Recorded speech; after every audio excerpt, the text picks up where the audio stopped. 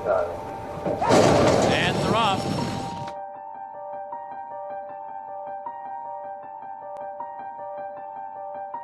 What a finish! Wild again. Gate Dancer, slow goal in between them. Those three in a dramatic finish. And here's the wire. Wild again does it. Waiting inside information. Oh, look at this!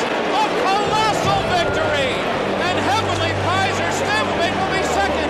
Inside information won by a dozen lengths. High Chaparral, the defending champ, to take it to foul bomb. These two arch rivals head to head with Joe Hart bearing down on them. It's going to be a three-horse photo finish in the turn. Here's the wire. Photo finish. High Chaparral.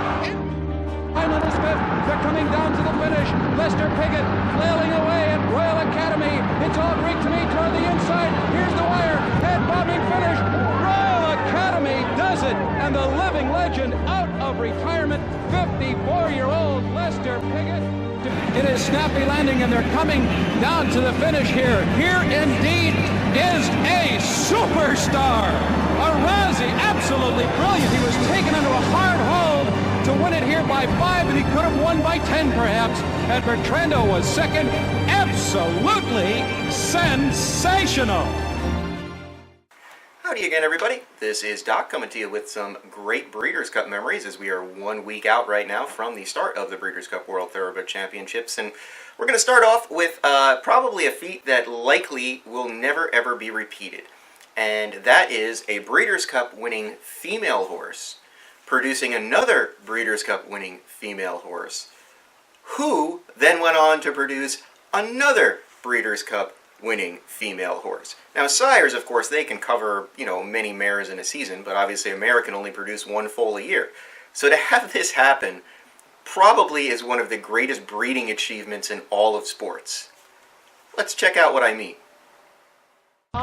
It all started in 1988, when the amazing race mare Personal Ensign sought to become the first major American racehorse to retire undefeated since Colin in 1908. It was her 13th and final start in the Breeders' Cup Distaff at Churchill Downs, and she would be up against that year's Derby winner, Winning Colors.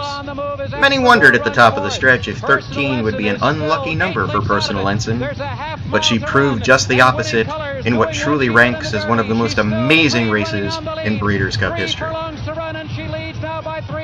Goodbye Halo beginning to pick it up in second now. Shamsay is third toward the rail. Personal Ensign is putting her run in on the inside now. She takes to the outside. 5 lengths off the lead of Winning Colors, who turns for home here at Churchill Downs. Stevens going to a vigorous left-handed whip, holding on by 2. Goodbye Halo is charging hard. Here comes Personal Ensign, unleashing a furious run on the outside, but it is still Winning Colors. Goodbye Halo. Personal Ensign a 16th of a mile from the wire. Winning Colors is there. Personal Ensign, a dramatic finish, and here is the wire, and it is Personal Ensign there with Winning Colors in a photo. Very close. At the 16th pole, it looked like Personal Ensign was facing her first defeat, but in those final 110 courageous yards, she certainly proved herself a champion this afternoon. 6 years later, a daughter of Personal Ensign and sired by the great Phipps runner Easy Goer, My Flag, stepped onto a racetrack that, much like the one her mom ran on years ago, was a quagmire from torrential rains in New York. Also much like her mom, though, she would show that she preferred to win in dramatic style in the storied stretch of Belmont Park in the Breeders' Cup Juvenile Filly. Doing her best. Those two arrive at the 8th hole together with My Flag third and trying to close down to the final 16th. Cara Rafaela surges to a short lead. My Flag flying late. Golden Attraction will be beaten. Here's the line. My Flag does it. My Flag under Jerry Bailey. Colors Cara Rafaela in the shadow of the wire. It would be an amazing success for any owner to produce one Breeders' Cup winning filly from a homebred Breeders' Cup winner, but to have a third Breeders' Cup winning filly happen for the same family, that'd be unprecedented. But that's exactly what happened when, 6 years after My Flag's triumph in the Breeders' Cup Juvenile Fillies, her daughter by Stormcat, Storm Flag Flying, stepped onto the track at historic Arlington Racecourse for her date with Breeders' Cup Destiny. Keeping with the family tradition, She had to battle hard in the stretch to clinch victory from what appeared to be certain defeat. Buffy the centerfold is softened up in fifth, and Humorous Lady, as the field turns for home. Storm Flag Flying turns it on, but Composure is cut loose. Composure and Storm Flag Flying to slug it out for the final furlong here. Composure in front by a neck. Storm Flag Flying giving her all. She is coming back.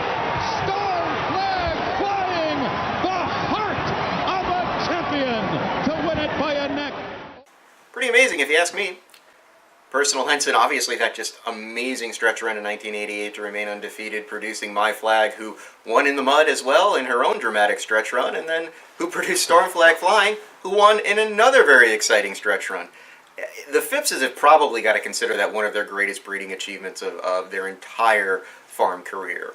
So be sure to tune in every day as we bring you some more great Breeders' Cup memorable moments, and I'm Doc for Thorofan. We'll see you again real soon. For everything related to fandom, and all the great things about this amazing sport we call thoroughbred horse racing, be sure to check out Thorofan.com. Better yet, why not go there and become a member? Check out our great weekly newsletter and learn everything and anything there is to know about this wonderful sport we call thoroughbred horse racing. Thorofan, giving the fans a voice.